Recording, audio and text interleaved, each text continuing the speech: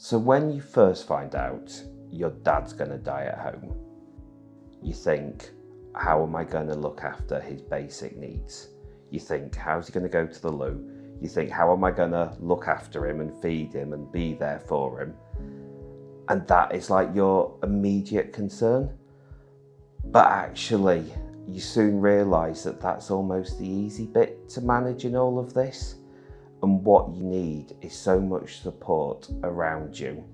You need people to talk to, you need champions to help you, you need advice, you need somebody just to ring up when something's not quite right and go, what do I do here? And you need people who can help bring your life as a carer and your life and your other life as your dad and a job and all the rest of it, allow you to keep popping your head out of that bubble in order to be able to keep life going as well.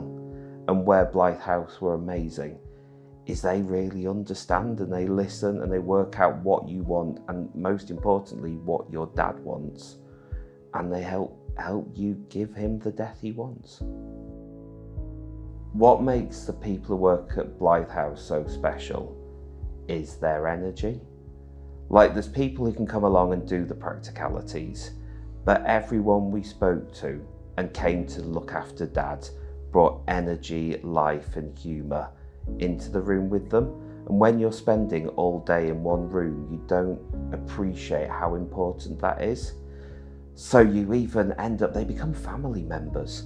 Like, for that really intense period of time, from when you find out the end is coming to when the end comes, they just bring so much life along and help you eke every ounce of life you can out of death. One of the last conversations I had with my dad was he said how Blythe House had helped make death memorable, not just bearable. Because if it wasn't for the advice and the support and the encouragement that people at Blythe House had given us, we probably wouldn't have had the guts to be able to take him on his last trip to Anglesey, or the effort it needed to take him over to the pub to go for his last pint, or down to a wildlife park to go and see the squirrels for the last time.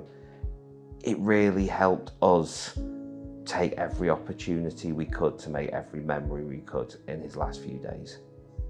So at one point we had a choice about who would come along to look after Dad, whether it was a number of companies, and actually after a conversation with Blythe House, they were completely the right person to help give Dad the death he wanted, because they're not just about bed sheets and bed changers and personal care.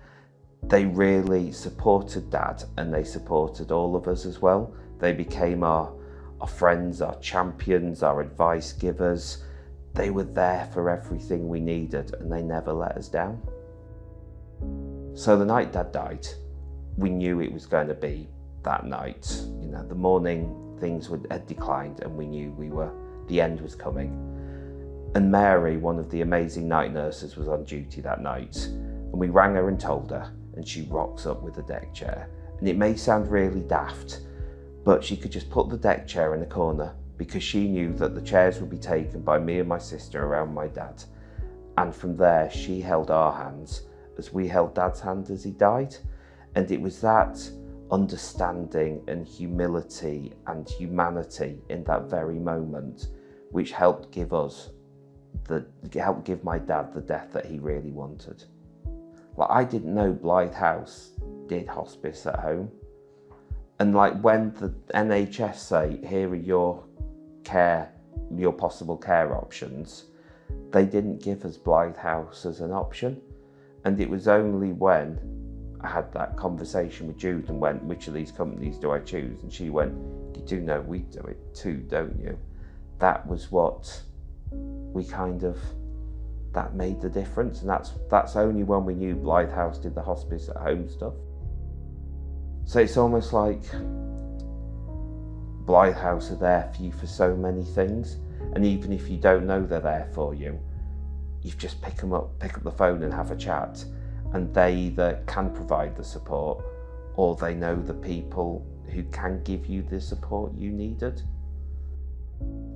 When I found out I was going to become a carer as well as a son, it's quite an overwhelming feeling, because all of a sudden your phone starts ringing with every different NHS person offering all sorts of different advice.